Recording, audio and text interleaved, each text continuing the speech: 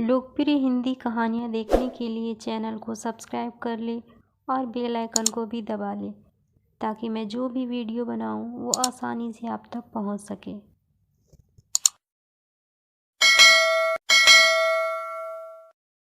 माधवपुर का रहने वाला सरजू एक किसान था और खेती बाड़ी कर अपना और अपने परिवार का पालन पोषण करता था। सरजू अपनी माँ और पत्नी के साथ रहा करता था। सरजू घर का इकलौता कमाने वाला था। उसकी शादी को 5 साल बीत गए थे और उन्हें अभी तक कोई बच्चा नहीं था, जिस कारण से सरजू की माँ अपनी बहू को बहुत ताने मारा करती थी। शादी को इतने साल हो गए हैं, अभी तक एक बच्चा नहीं हो पाया है।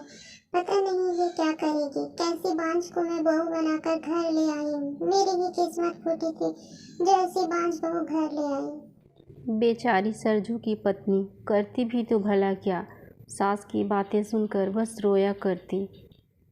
देख ले बेटा सरजू, तू हमारा इकलौता बेटा है। हमारी कोई और औलाद नहीं है जिससे उम्मीद रखी। अगर तेरी बीवी को 1 साल के अंदर बच्चा नहीं हुआ तो मैं तुम्हारी दूसरी शादी कर दूंगी। सोच लो क्या करना है, नहीं तो अपने मायके जाकर बैठोगी। ओहो, अब बस भी करो माँ, हमारा बच्चा नहीं है। इसमें सुमन की क्या गलती है? इसे क्यों बांझ कर रही हो? ये तो ऊपर वाले की मर्जी है कि हमें बच्चा नहीं है। बेचारी सुमन खुद इतना परेशान रहती है कि इसको कोई औलाद नहीं हो रहा, और ऊपर से माँ तुम भी इसे ताना मारती रहती हो। किसी को इतना परेशान करना अच्छी बात नहीं होती है। अब मैं खेत जा रहा हूँ, तुम अब इसे कुछ मत कहना। इतना कहकर सरजू खेत की ओर चल पड़ता है।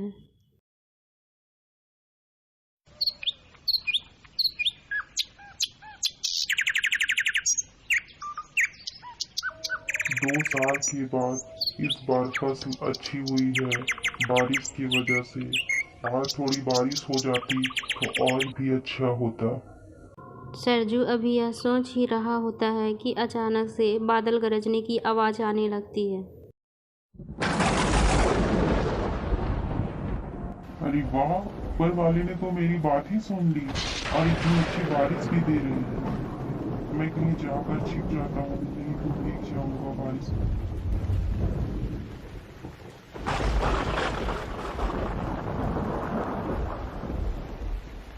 सरजू पास में ही पेड़ के पास जाकर छिप जाता है। आज सरजू बहुत ही खुश होकर घर आता है और अपनी माँ को बताता है किस तरह वह सोच ही रहा था और अचानक से बारिश हो गई। दोनों माँ बेटे बैठकर चाय के मज़े लेते हैं और ढेर सारी बातें करते हैं। उसकी पत्नी इधर खाना बना रही होती है। सुमन अभी भी बेचारी उदास बैठी अपनी सास की बातों को सोच रही होती है। माँ, पता है आपको, पूरे 2 वर्षों के बाद ऐसी फसल हुई है, इतनी अच्छी बारिश हुई है। 2 साल से हम लोग जितना कर्ज लिए हैं, लगता है ऊपर वाला इस बार हमसे चुकता करवा देगा। इस बार की फसल से तो मैं बहुत खुश हूँ। ऊपर वाले से यही दुआ है, अब तक जैसे सब ठीक रहा आगे भी सब ठीक रहे। बेटा तू चिंता मत कर, सब कुछ अच्छा ही होगा। ऊपर वाले ने कुछ अच्छा ही सोचा होगा। इतने दिन से तो हमारे साथ बुरा ही हो रहा है, अब तो अच्छा हो। इस बार फसल भी अच्छी हुई है और देखना इस बार तुम बाप भी बन जाओगे। मुझे ऊपर वाले पे पूरा भरोसा है, अब वो हमारे साथ बुरा नहीं करेंगे। बेटा जा तू हाथ मुंह धोकर आ, मैं बहू से कहकर खाना निकलवाती हूँ। आज सब मिलकर खाना खाएंगे। सुमन जल्दी से तुम हम सब के लिए खाना निकालो और अपना भी खाना निकालना। हम सब साथ मिलकर खाना खाएंगे। आज बहुत खुशी की बात है कि हमारी फसल 2 साल के बाद इतनी अच्छी हुई है। अब हमारे भी दुख के दिन खत्म हो जाएंगे और देखना तुम भी जल्द ही माँ बन जाओगी। बात कोई भी हो, सरजू की माँ घुमाकर बात बच्चे पर ही ले आती थी। बेचारी सुमन जब भी ये बातें भूलना चाहती, उसकी सास फिर से दोहरा दिया करती थी। अच्छा अच्छा अम्मा, अब बस करो ये बातें और जल्दी से चलो खाना खा लेते, मुझे बहुत तेज भूख लगी है। अब जो भी बातें करनी है खाना खाने के बाद साथ बैठकर करते रहेंगे।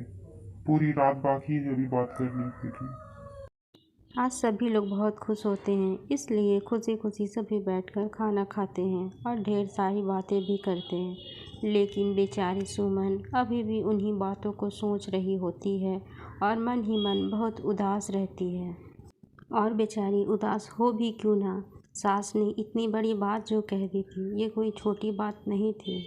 सभी लोग खाना खाकर अपने कमरे में चले जाते हैं। क्या बात है सुमन, इतनी उदास क्यों हो? मैं जब से आया हूँ तुम्हें देख रहा हूँ, एक बार भी ठीक से बात तक नहीं की, एक बार मुस्कुरा भी नहीं रही हो। आखिर बात क्या है जो ऐसे मन ही मन कोड़ रही हो? मुझे कुछ तो बताओ, क्या हुआ है? तुम ऐसे उदास क्यों हो?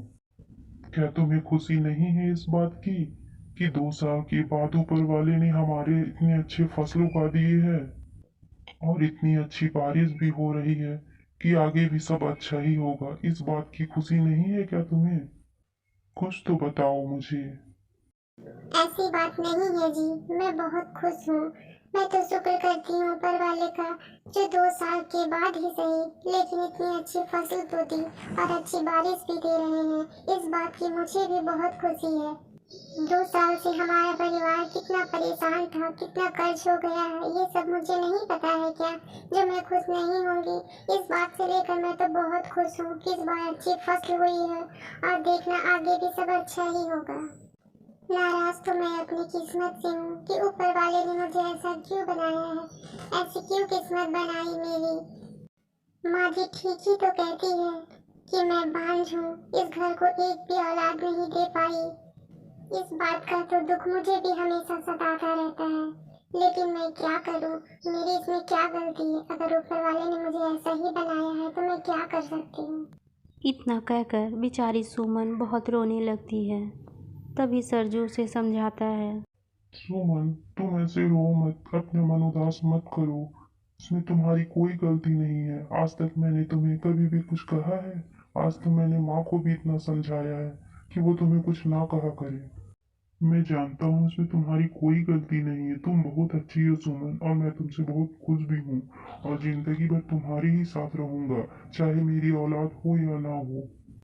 ऊपर वाला हमारे साथ ऐसा क्यों कर रहा हम नहीं जानते हैं, लेकिन देखना एक दिन सब कुछ ठीक हो जाएगा और हम दोनों माता पिता भी बनेंगे। मुझे पूरा भरोसा है ऊपर वाले पे, तुम भी उस पे भरोसा रखो।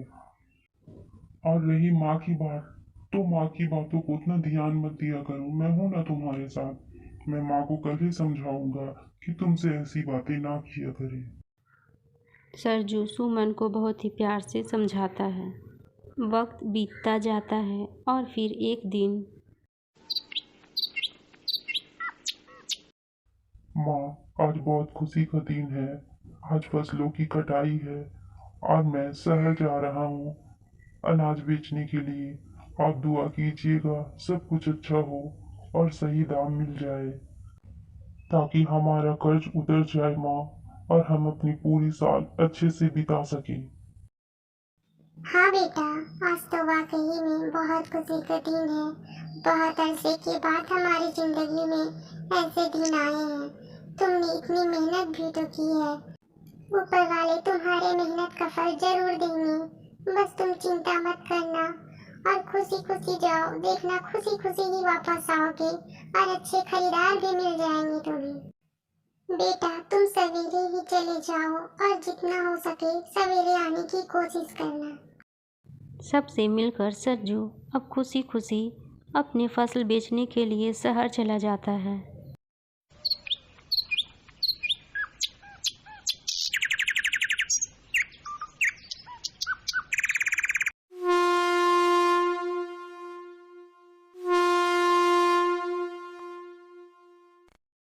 आज सरजू को घर आते हुए बहुत देर हो जाती है।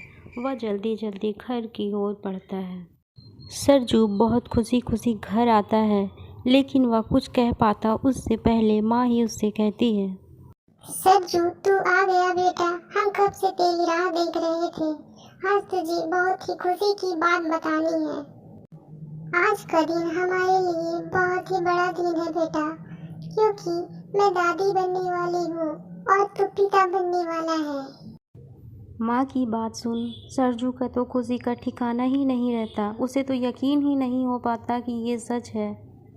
क्या हुआ बेटा, यकीन नहीं आ रहा तुम्हें? वाकई माँ, आज तो सच में बहुत बड़ा दिन है हमारे लिए, बहुत खुशी का दिन है। एक तो 2 साल के बाद इतनी अच्छी फसल हुई, इतने सारे पैसे मिले, और तुमने ऊपर से इतनी बड़ी खुशखबरी मुझे सुना दी। मुझे तो यकीन ही नहीं हो पा रहा अपने कानों पर जो तुमने कहा है। आज तो मैं सबका मुंह मीठा करवाऊंगा। मैं अभी बाजार से मिठाई लेकर आता हूँ। सरजू सबके लिए मिठाई लाने बाजार चला जाता है। इधर सरजू की माँ का खुशी का ठिकाना ही नहीं रहता है। वह अपनी बहू से कहती है, सुमन बेटा, आज से तुम्हें काम करने की कोई जरूरत नहीं है। मैं घर का सारा काम किया करूंगी, तुम बस आराम करोगी। आखिर हमारे घर में नन्हा मेहमान आने वाला है, तुम्हें उसका ध्यान भी तो रखना है। तुम बस बच्चे का ध्यान रखो, घर मैं संभालूंगी। वाह, ऊपर वाले का खेल भी अजीब होता है ना। सुमन अपनी सास को इतना खुश देखकर मन ही मन सोचती है, ये वही सास है जो कल तक मुझे इतने ताने दिया करती थी, इतने परेशान किया करती थी। आज वही मेरा इतना ख्याल रख रही है। शुक्र है ऊपर वाले का जो मुझे ऐसा दिन दिखाया। अब तो सुमन की खुशी का ठिकाना ही नहीं रहता था। जितने दुख झेले थे बेचारी ने, ऊपर वाले ने उतना ही सुख दे दिया था। थोड़ी ही देर में सरजू भी सबके लिए मिठाई लेकर आ जाता है और खुशी खुशी सब लोग मिठाई खाते हैं। अब तो मानो सुमन की दुनिया ही बदल गई थी। अब सभी लोग सुमन को बहुत प्यार करते थे। धीरे धीरे वक्त बीतता जाता है और फिर एक दिन वो घड़ी भी आ जाती है जिसका सबको इंतज़ार होता है। सुमन को एक बहुत ही प्यारा चांद सा बेटा होता है। अब परिवार के सभी लोग बहुत ही खुश हो जाते हैं और खुशी खुशी अपना जीवन बिताते हैं। Thanks for watching.